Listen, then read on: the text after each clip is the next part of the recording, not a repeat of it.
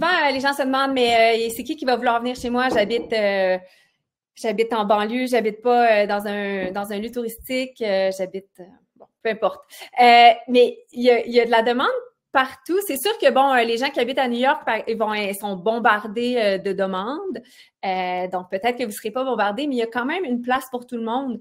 Il y a beaucoup de gens en fait qui veulent juste changer de décor, qui sont en télétravail, qui ont envie de changer. Donc, qui peuvent intéresser. Si vous êtes en bord, il y a un lac proche. Si vous êtes dans la forêt, ça peut être intéressant. Il y a aussi, en fait, les familles, disons que vous avez des enfants qui font du sport.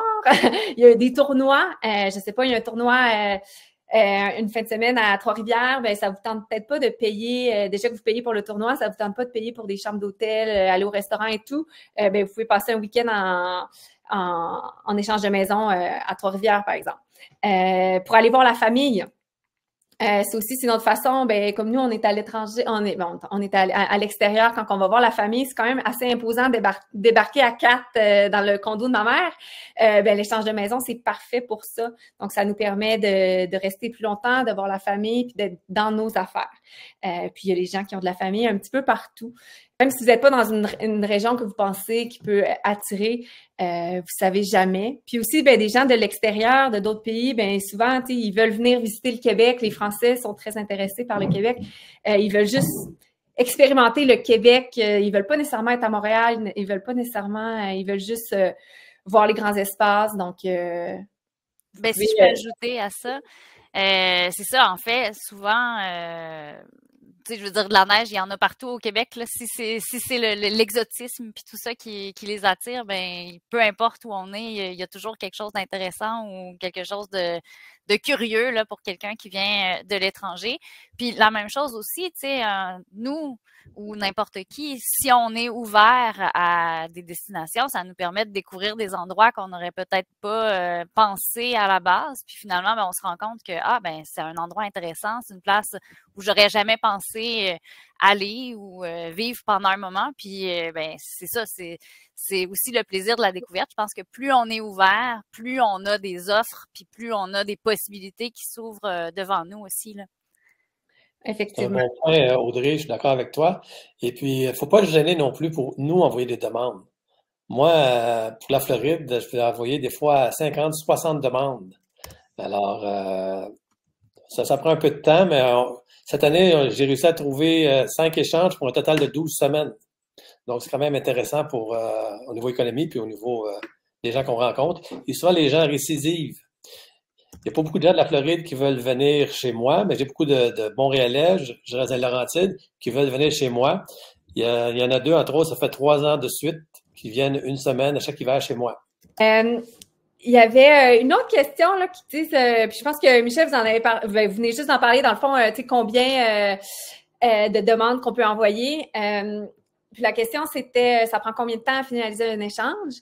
Ça dépend beaucoup. Comme Audrey l'a dit plus tôt, eux, ça leur a pris 1 an parce que c'est un projet d'envergure.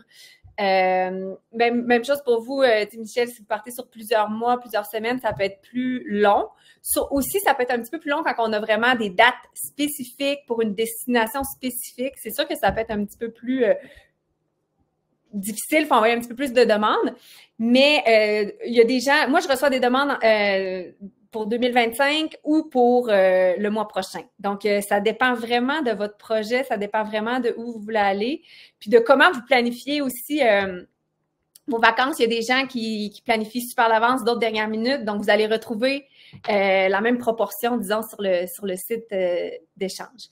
C'est sûr que pour, je sais pas, vous planifiez l'été prochain aller à Barcelone, par exemple, vous avez des dates fixes, vos vacances, ben c'est bien de le prévoir d'avance. Mais si vous partez loin, vous allez prévoir d'avance aussi vos billets d'avion et tout, donc de commencer un petit peu en même temps.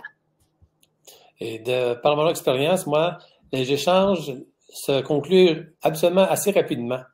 Même si c'est dans 5 ou 6 mois, quand on commence à discuter avec les personnes, puis si jamais il y a un intérêt, normalement, c'est 3, 4 échanges, puis c'est réglé, c'est réservé, puis on peut déjà célébrer le soir quand on s'en va en Californie ou en Floride. Oui, c'est vrai. Des fois, ça peut aller super vite. Tu sais, des fois, c'est ça, on envoie en fait, plus qu'on lit les annonces, plus qu'on est en ligne. Tu sais, si les gens disent, ben nous, on recherche un échange de une semaine minimum. Si vous demandez, ben moi, je veux venir 3 jours, ben ça risque d'être non, donc ça va être plus difficile. Mais si vous lisez bien, puis vous êtes en ligne, vous suivez bien le calendrier, ben ça peut être super rapide de conclure un échange.